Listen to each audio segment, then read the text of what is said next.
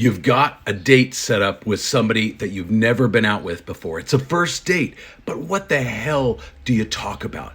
Obviously, on a first date, you need to spark that interest. You need to spark meaningful conversation, but you want to make sure it's not strictly platonic. You're not just going to be stuck in the friend zone. So how do you do that? How do you ask engaging questions that get playful, romantic interest brewing? Let's talk about it. I do also want to add that these questions do need to help you get to know who they are at their core. You want to know that their values are aligned with yours, that they at least have some shared interests with you. You do want to gauge those things, but you're not looking for a friend here. You're looking for a romantic partner, and this person is a candidate. So you also want to kind of gauge the flirtiness and the sexiness and that emotional romantic connection. Is that spark there or is it not there? So some of these questions are going to be in the first bucket, some are going to be in the second bucket, and you need both to really get a feel for this person.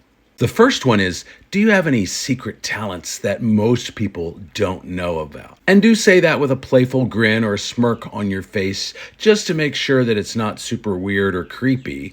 But this question really kind of dives deep into their personality, gets them thinking, and it gets them to reveal something potentially that not that many people know about. And it gives you some real insight into who they are. But it's a good opportunity to flirt also.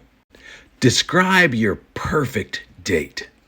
Now, I wouldn't open with this question, and that's because you really want to get them diving deep into their ideal date, and that could even include things like romantic fantasies. And if you open with this one and you haven't established any rapport yet, or spark of connection or flirtiness, then they're not going to be very open, and they're just going to say something very dry and boring, and you don't want that. That's not helpful.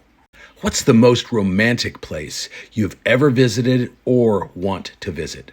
And the cool thing about this is you get to see if their kind of travel vision is aligned with yours, but it also kind of gets them thinking about romantic couples destinations. Now, you don't want to obviously plan anything or even suggest anything on a first date, of course, but it does kind of set the stage for where things might eventually go if you guys hit it off. And that's a good thing. What's the best compliment you've ever received?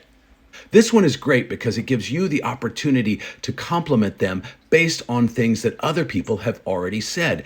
That way it won't come across as kind of creepy or a bribe for sex or something along those lines. If you're the guy and the girl is answering this question, she may say something like, well, I was once told that my eyes were really beautiful. And then you now have the opportunity to look deep in her eyes, which otherwise might have been a little bit creepy, and say something like, oh my God, your eyes are so captivating. They really make your entire face light up. I can totally see what they were talking about. Now, if you're anything like me, books, music, and movies and TV shows are incredibly important. I'm a little bit like the John Cusack character in High Fidelity that way. So I would definitely want to ask questions around some of those things. What's your favorite book? Who's your favorite author? What's your all-time favorite movie? What's your all-time favorite musical artist? I couldn't actually answer that last question. So maybe a better question would be, what band or musical artist have you seen most often? And then, of course, based on their answers, it gives you the opportunity to connect and ask follow-up questions, especially if you love some of those same things too that they give in their answer. What makes you laugh the hardest? Shared humor is incredibly bonding. It gets you really connected. So having a similar sense of humor, is your humor kind of like in the gutter? Is it racy? Is it sexy? Is it vanilla? What is your sense of humor and what is their sense of humor? And ideally, you want those two things to be aligned. And then again, especially if you're talking about favorite comedians or things like that, then it gives you the opportunity to ask follow-up questions, which keeps the conversation flowing. What do you find most attractive in other people? This question, of course, is bold, it's flirty, it gives them the opportunity to compliment you, and it gives you the opportunity to discuss mutual attraction in kind of a flirty, lighthearted way where there's some back and forth conversation going.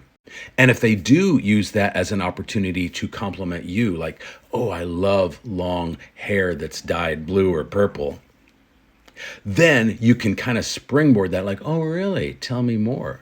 Tell me more. And you can kind of use that as an opportunity to flirt and keep the conversation flowing in a lighthearted but flirty, not platonic way. And that's exactly what you want.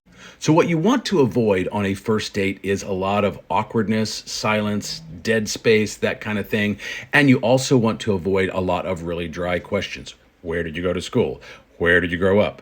What do you do for a living? And things like that. Of course, you do want to know the answers to some of those things, but you don't want the entire conversation to be dry and boring, because guess what? There will be no romantic spark whatsoever, and they will leave the date thinking of you as a friend, if even that. Otherwise, there's no chance of romance until you get that conversation going in a flirty, lighthearted, playful way that eases its way towards romance. But then body language is incredibly important too. If you're the guy asking these questions, you want to have a smile or a smirk on your face, like, kind of playful, lighthearted, but flirty. That way she is crystal clear that you like her in that way. And then what is she doing in response to you? Is she playing with her hair at all? Is she touching your arm at all, or things like that? Those are all clear signs that she's interested in you in a romantic way. And then you can just double down on the things that you are saying and doing to kind of generate more of that kind of response. That's exactly what you want. And that's exactly what will turn that first date into a second date, and then multiple dates thereafter. What's been your best and worst first date experience? Let me know that in the comments. But for now, I'll see you in the next video.